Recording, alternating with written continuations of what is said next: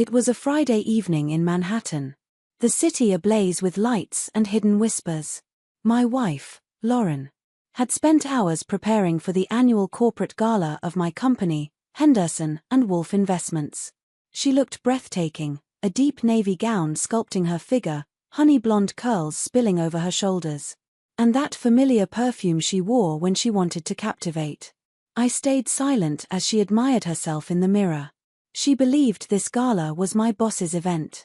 She didn't know the truth. Ethan Wolf, the man she called my superior, reported to me.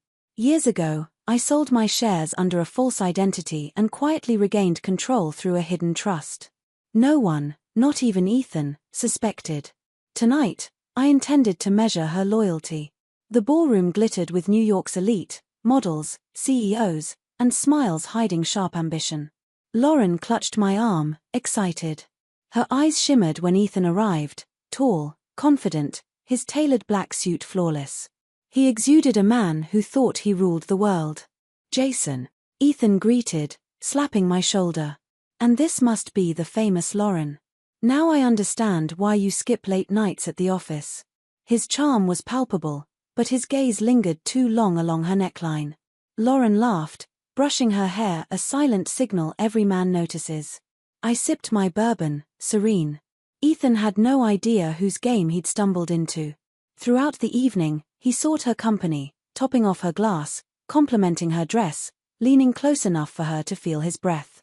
Each smile she returned cut a little deeper. I remained still, watching a test I had orchestrated for months.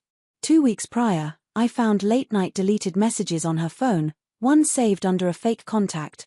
Tracing it revealed Ethan Wolf. Later, slow jazz filled the room. Ethan extended his hand. "May I?" he asked, glancing at me. "Of course," I said, my voice measured. Lauren hesitated, then smiled, taking his hand. They glided onto the dance floor, her body pressed slightly too close. A dark twist coiled in my chest. Everyone saw a charming boss dancing with a married woman. But only I saw the owner watching his pieces move. Halfway through, her phone buzzed. I had installed a tracker weeks ago.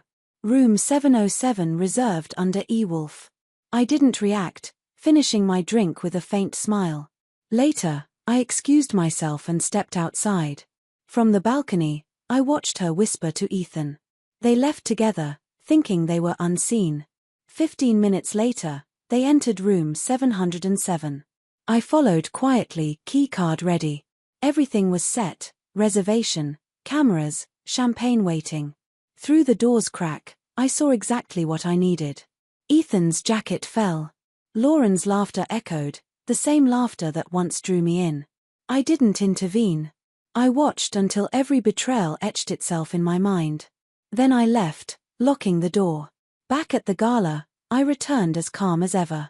Board members congratulated me on a successful evening. I smiled, knowing the trap had closed.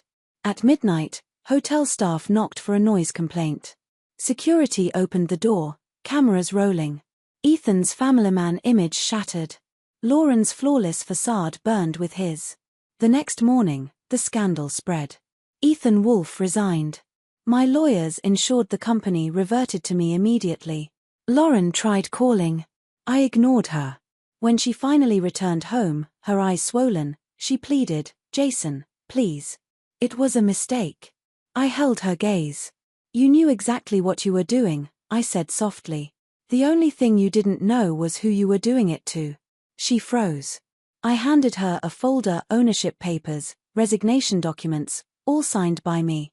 "You thought he was my boss. He worked for me. I reclaimed everything he touched, including the company you just helped me reclaim." Lauren gasped. Her world collapsed silently. I didn't shout. I didn't curse. I packed my suitcase. "You didn't just betray me," I said quietly. "You reminded me I only forgive those who truly love me, not those chasing power." She fell to her knees, sobbing. I didn't glance back. 3 months later, Henderson Global Holdings dominated New York. Ethan vanished. Lauren filed for divorce but walked away with nothing. All assets remained mine. Sometimes I see her online, a realtor in New Jersey, older, weary, haunted. Perhaps she still recalls that night. I do too. Not with pain, but with peace. That night, I didn't lose my wife. I just realized I never needed her to love me, only respect the game I played. And that's the end of the story. If you enjoyed it, don't forget to like, subscribe, and hit the notification bell. It really helps support the channel. Leave a comment below with the kind of story you'd like to hear next. Your ideas motivate me to create more amazing stories just for you.